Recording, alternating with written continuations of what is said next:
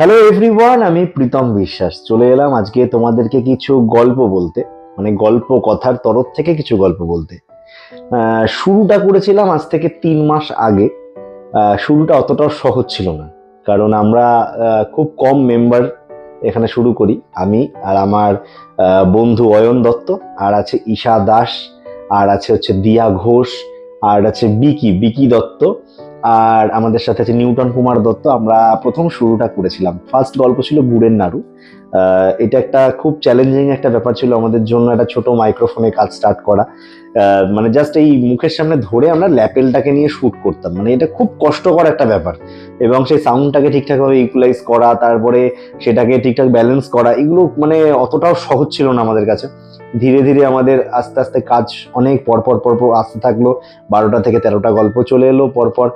Shorts video আমরা ছাড়তে থাকলাম। এখন অনেকটাই ভালো গল্প আমরা ছাড়তে পারছি। জানি না তোমাদের কতটা পছন্দ হচ্ছে, তবে আশা করছি ভালো লাগছে। আমাদের চ্যানেলের সব থেকে যদি ভালোবাসার কোনো গল্প থেকে থাকে, তোমরা যেটাকে সব থেকে বেশি ভালোবাসা দিয়েছো, তা হচ্ছে আবার আসবো ফিরে। এত বড় একটি গল্প, 24 মিনিটের গল্প, আমি আশা করিনি এতটা ভালোবাসা পাবো। আমাকে বিয়ে করবে? হ্যাঁ, ডাইরেক্ট মানে বিয়ে? মানে প্রথমে একটু প্রেম করে নিলে হতো না? সবাই তো প্রেম করার পরেই বিয়ে করে, আমাদেরটা না হয় বিয়ের পরের জন্যই তোলা থাক।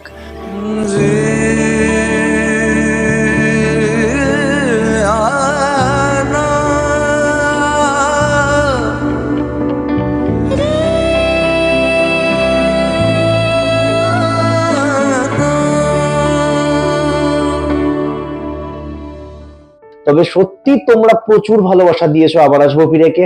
আমার খুব ভালো লেগেছে সেটা দেখে, এত ভালো ভালো কমেন্ট এসেছে, ওখান থেকে প্রচুর সাবস্ক্রাইবার বেড়েছে এবং এত ভিউ, আমার সেটাই সব থেকে ভালো লেগেছে। আর এই গল্পের মধ্যে একটি গান গেয়েছে আমার একটি ভাই সায়র পাল, এবং তার সাথে গেয়েছে সহেলি। খুব ভালো গানটা, আমার কাছে কিন্তু একটা টাকা পেমেন্ট নেয়নি এই গানটা করার জন্য সায়র।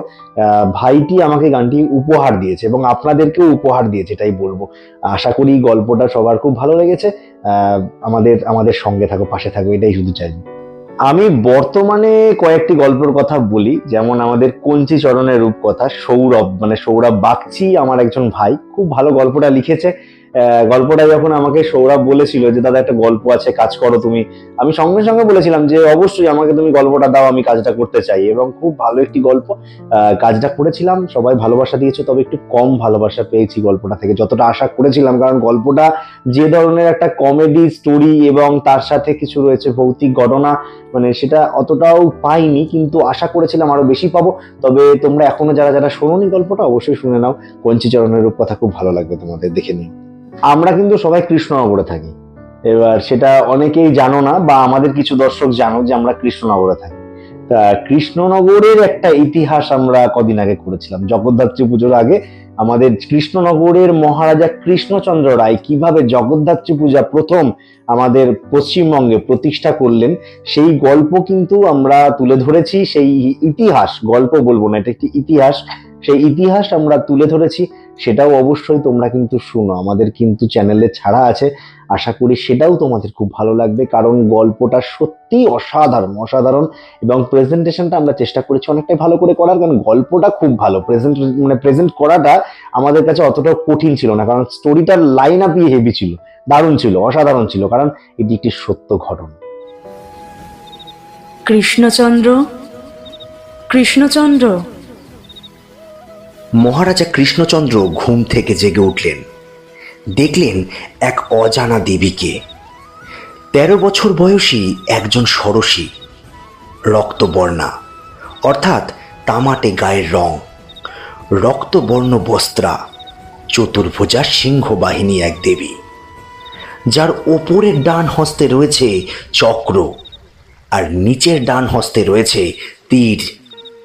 ওপরের বাম হস্তে রয়েছে শঙ্খ আর নিচের বাম হস্তে রয়েছে ধনুক। মহারাজা কৃষ্ণচন্দ্র এই দেবীকে কখনো দেখেননি। এরপর যেটাতে চলে আসবো সেটা হচ্ছে আমার নিজেরই একটি লেখা গল্প, তুমি বোঝো না। খুব ভালোবাসা পেয়েছি তোমাদের কাছ থেকে। এটিও একটি ভালোবাসার গল্প, মানে আবার আসবো ফিরের পর যদি আবার কোনো ভালোবাসার গল্প প্রেজেন্ট করে থাকি সেটা হচ্ছে তুমি বোঝো না। সবাই খুব পাশে ছিল বলে কাজগুলো পরপর পরপর আমরা করতে পারছি। আমাদের যে টিম, এন্টায়ার টিম সবাই খুব পাশে আছে আমাদের, এটা খুব ভালো লাগছে যে আমরা একসাথে সবাই মিলে কাজ করছি এবং তোমাদের কাছে গল্পগুলিকে প্রেজেন্ট করতে পারছি এবং তোমরাও খুব ভালোবাসা দিচ্ছ। এরপর গত সপ্তাহে আমাদের রিলিজ করে গেছে গুপ্তধন, কবিগুরু রবীন্দ্রনাথ ঠাকুরের লেখা গুপ্তধন। তোমরা অনেক ভালোবাসা দিচ্ছ, আরো ভালোবাসা দেবে আমরা সেটা জানি। তা পাশে থেকে অবশ্যই, আর গুপ্তধনের দ্বিতীয় পর্ব খুব তাড়াতাড়ি আসছে, অবশ্যই কিন্তু শুনতে ভুলো না। আর গল্প কথাকে কিন্তু সাবস্ক্রাইব করতে একদম ভুলো না।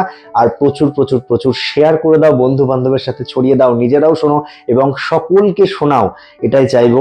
কারণ আমরা এগিয়ে যাব শুধু তোমাদের ভালোবাসাতে। চলো আজকের মতন টাটা। তোমাদের সাথে গল্প করতে এলাম, খুব ভালো লাগলো তোমাদের সাথে গল্প করে। চলো আবার একটি নতুন গল্প নিয়ে খুব তাড়াতাড়ি হাজির হব। গুপ্তধন সেকেন্ড পর্ব, যে দ্বিতীয় পর্ব খুব তাড়াতাড়ি আসছে, আবার তারপর পর পর পর পর অনেক ভালো ভালো গল্প আসছে। চলো আজকের মতন টাটা।